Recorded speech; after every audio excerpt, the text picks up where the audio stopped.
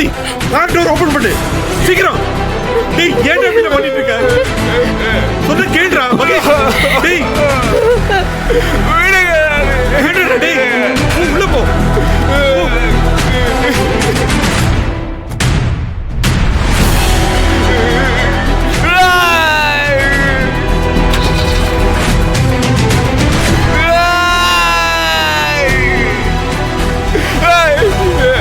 எனக்கு இப்படி துரோகம் பண்றீங்களா?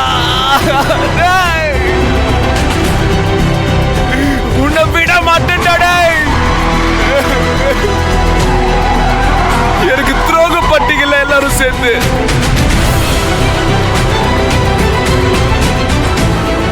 உங்க யாரையும் நான் விட மாட்டேன்.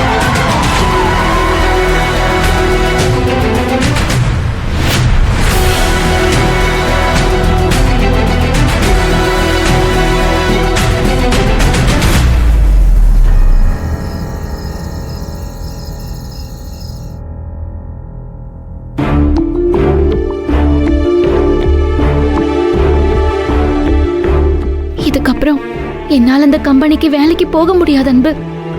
என்னைய வேற எங்கிட்டாச்சும் வேலைக்கு சேர்த்து விட்டுருங்க. இவ்வளவு நடந்ததுக்கு அப்புறம் நீ மட்டும் இல்ல, இவனும் அந்த கம்பெனிக்கு வேலைக்கு போக வேண்டிய அவசியம் இல்ல.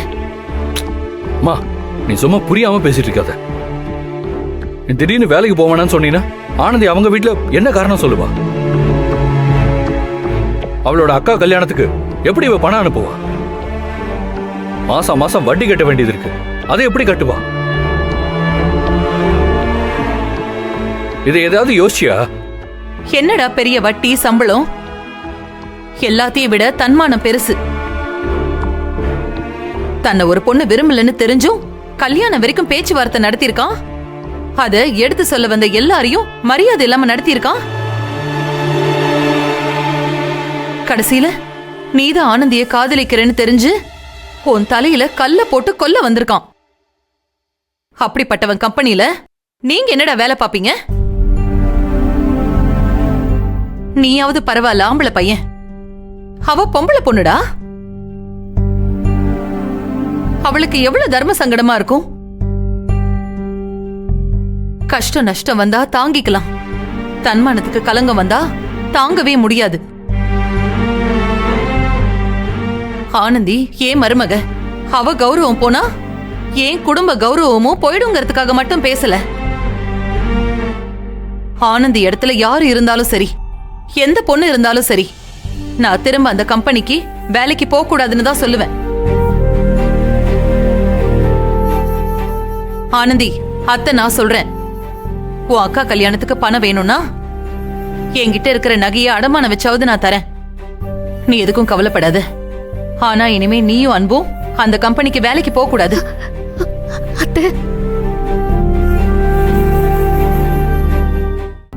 டே அண்ணா, அம்மாவும் ஆனந்தியும் அந்த கம்பெனிக்கு போக வேண்டாம்னு அவ்வளவு தூரம் சொல்லிட்டு இருக்காங்க. நீ எதுவுமே பேசாம இப்படி உட்கார்ந்துட்டு இருந்தா என்னடா அர்த்தம்? இந்த கம்பெனி மட்டும்தான் பெரிய கம்பெனியா? வேற கம்பெனியே இல்லையா? வேற கம்பெனில வேலை பார்க்கலான்னு அன்னைக்கு ஆறுதல் சொல்லுடா.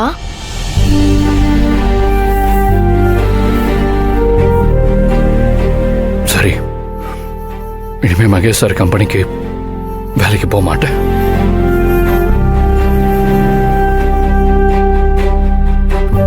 வேற ஏதாவது வேலைக்கு போறேன். ஆனந்தி, உன்னை பிடிச்ச மொத்த பிரச்சனையும் இன்னையோட முடிஞ்சதுன்னு நினைச்சு சந்தோஷமா இரு. அத்தை நான் இருக்கேன்.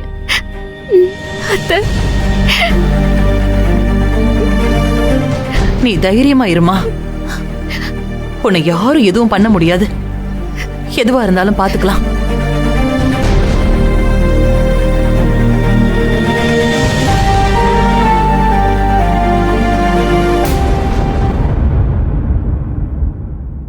ஆனந்தி, ஆனந்தி,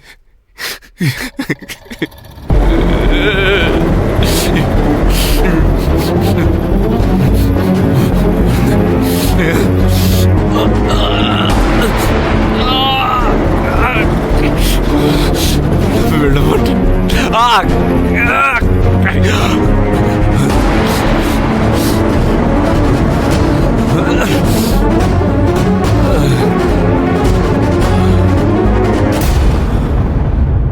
டாக்டர் மகேஷ்க்கு என்னாச்சு? ஏன் இவ்வளவு வயலண்டா பிஹேவ் பண்றான்? இவன் இந்த மாதிரி பிஹேவ் பண்ணி நாங்க பார்த்ததே இல்ல. மெடிக்கல் டேர்ம்ல இன்டர்மென்டன் எக்ஸ்ப்ளோசிவ் டிசார்டர்னு சொல்லுவோம். ஏதாவது ஒரு பிரச்சனை முடிவுக்கே வராம ரொம்ப நாள் இழுத்தடிச்சு அதுக்கப்புறம் நாம நினைக்கிற மாதிரி நல்லபடியா முடியாம வேற மாதிரி தப்பா போய் முடிஞ்சா நமக்குள்ள அடக்கி வச்சிருந்த எல்லா கோவமும் மொத்தமா வெளியே வரும். அப்படிதான் மகேஷ்க்கும் ஏதோ ஆயிருக்கு. இதனால என் பிள்ளைக்கு ஏதாவது பெரிய பாதிப்பு ஏற்படாதுல்ல டாக்டர்? நீங்க பயப்படுற மாதிரி இது ஒன்றும் பெரிய நோயெல்லாம் இல்ல. அவரை சுத்தி நடக்கிற விஷயங்கள் எல்லாம் அவர் நினைக்கிற மாதிரி நடந்துட்டா அவர் சரியாயிடுவாரு. அப்படி இல்லைன்னா அவர் நார்மலாக கொஞ்சம் டைம் ஆகும். காலம் தான் எல்லாத்துக்கும் மருந்து. ஸ்லீப்பிங் டோஸ் கொடுத்துருக்கேன்.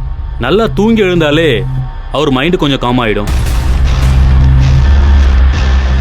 கண்டினியூவா 1 வீக் நான் அவருக்கு கொடுத்த டேப்லெட்டை நைட்டு மட்டும் போட வைங்க. He will be normal.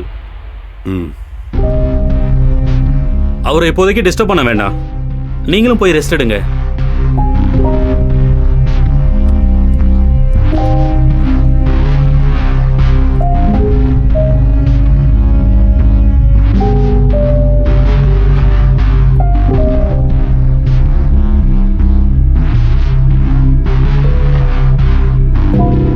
வா.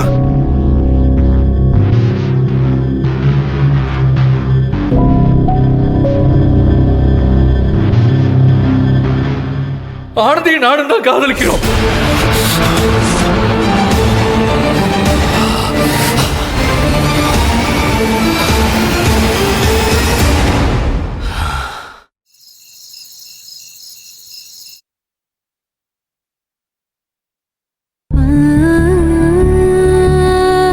சொல்லுக்கா. ஆனந்தி, என்னடி ஆச்சு? காரைக்குடி கிட்ட வந்துட்டேன்னு சொல்லி போனை கட் பண்ண. அதுக்கு பிறகு 50 தடவை போன் பண்ண, நீ எடுக்கவே இல்ல. வீட்டுக்கும் வரல.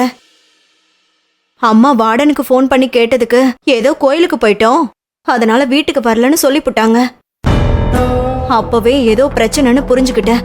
ஆனா என்ன பிரச்சனைன்னு தெரியல. என்னதான் நடக்குதுங்க? அப்பா அம்மா எங்க? 2 பேரும் தூங்குறாங்கடி. நாங்க நம்ம ஊருக்கு வந்துட்டு தான் இருந்தோம். மகேஷ் சாருக்கு நாங்க ஊருக்கு வந்த விஷயம் எப்படியோ தெரிஞ்சிருச்சுக்கா. என்ன புள்ள சொல்ற? ஆமாக்கா, வண்டியை மறைச்சு நின்னு பெரிய பிரச்சனை பண்ணிவிட்டாரு.